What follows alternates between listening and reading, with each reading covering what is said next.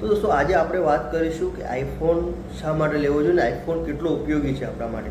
તો દોસ્તો આઈફોનમાં ઘણા બધા એવા ફીચર્સ છે જે આપણને ક્યારેક મુશ્કેલીના સમય પણ આપણને ઉપયોગી થઈ શકે છે. તો દોસ્તો એક એવી વાત તમને એવી ઘટના હમણાં બની છે, એ ઘટના વિશે આપણે હું તમને જણાવું કે આઈફોન કેટલો જરૂરી છે એ વસ્તુ માટે. જો 51 વર્ષીય પર્વતારોહક એક વ્યક્તિ જે પર્વત ઉપર ચડતા હોય છે, ઘણી બધી ઊંચાઈ ઉપર ચડતા હોય છે, એ વ્યક્તિ યુએસએની અંદર ફસાઈ ગયો પર્વત ઉપર ચડતા ચડતા.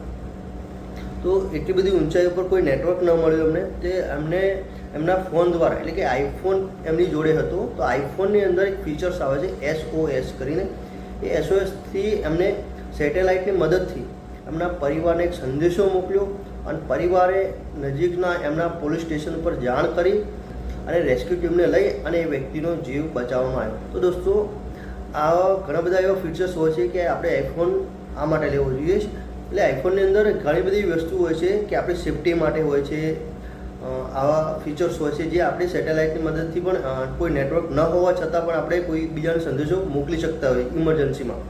તો દોસ્તો આઈફોન લેતા હોય ને તો લેજો. આ બધા ઘણા બધા આપણે ઉપયોગ માટે થઈ શકે. Thank you.